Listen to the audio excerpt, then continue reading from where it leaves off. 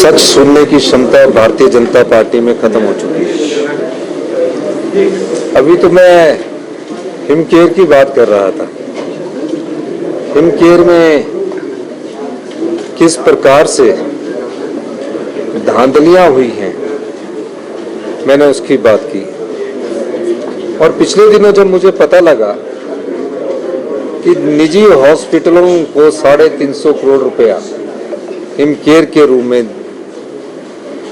उसमें से कुछ पैसा बाकी है, 190 करोड़ के करीब दे दिया गया है, और सरकारी हॉस्पिटलों में तकरीबन 530 करोड़ रुपया में से 350 करोड़ रुपया हमने दे दिया है। तो मैंने ये पूछा कि ये स्कीम किस योजना के अंतर्गत लाई गई है, क्या केंद्र सरकार का पैसा है? तो पता लगा कि ये राज्य सरकार का पैसा है। जब राज्य सरकार के पैसे से कोई योजना लाएगी तो उसकी गहराई तक भी जाना चाहिए, और मैं उसकी गहराई तक जाने के मैंने कहा कि ऑडिट होना चाहिए। ऑडिट होने के बाद हमें ये पता लगना चाहिए। कई शिकायतें ऐसी मिली कि उसमें हॉस्पिटल्स में जिसका बिल बनाया गया है उस हॉस्पिटल में उसकी सुविधा ही नहीं है। तो निजी हॉस्पिटलों से हमने हिमकेयर में सिर्फ डायलिसिस रखा, और जो सरकारी हॉस्पिटल्स हैं उसको अगर देखा जाए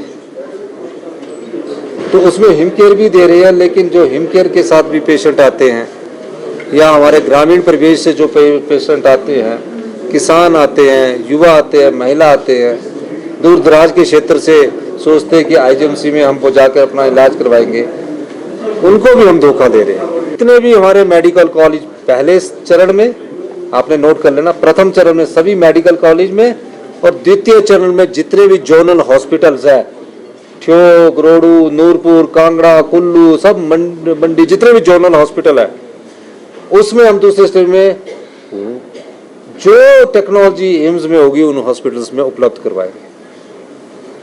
आप बताइए, जिस हिमाचल प्रदेश के हिमकेयर योजना शुरू होने के बावजूद भी 9.5 लाख लोग इलाज के लिए बाहर जाते हैं, तो तकरीबन 1000 करोड़ रुपए का खर्चा वो अपने हेल्थ सेक्टर पर करते हैं। उन गरीब परिवारों को जो अपना जीवन बचाने के लिए उसमें पैसा खर्च करते हुए नहीं देखता है, उनका जो 1000 करोड़ बाहर भी खर्च हो रहा है, उनको उनकी जेब में रखने का दायित्व भी हमारी सरकार का है।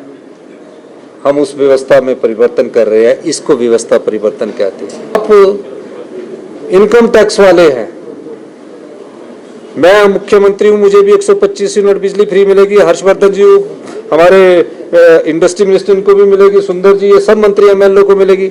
सभी चीफ सेक्रेटरी को मुफ्त मिलेगी। मेरी पे 2 लाख है, मुझे मुफ्त बिजली मिलेगी। क्यों मिलेगी?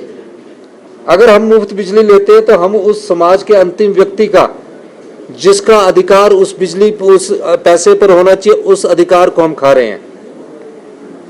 इसलिए हमने कहा कि आप स्वेच्छा से अपनी 125 यूनिट बिजली छोड़ दीजिए। इन्होंने 543 करोड़ रुपया हर साल अगर हम उस की सब्सिडी पर खर्च कर रहे हैं, मैं चाहूँगा वो गांव में बैठे हुए, पंचायत में बैठे हुए उन आम परिवारों को खर्च करने के लिए दिया जाए। शिक्षा संस्थान अच्छे होने चाहिए, हॉस्पिटल अच्छे होने चाहिए, वहाँ खर्च करने के लिए दिया जाए। मैं, क्योंकि होली के बाद हमारा बजट आएगा, मैं प्रदेश की जनता को होली की बहुत बहुत शुभकामनाएं देता हूं, और ये रंगों का त्यौहार हमें आने वाले समय में हिमाचल की जनता खुशहाल हो, हिमाचल का आम व्यक्ति खुशहाल हो, हिमाचल का किसान खुशहाल हो, हिमाचल की महिलाओं को सम्मान मिले। इस होली के शुभ अवसर पर सभी प्रदेशवासियों को होली की बहुत बहुत शुभकामनाएं, और आप पत्रकार बंधुओं को भी होली की बहुत बहुत शुभकामनाएं।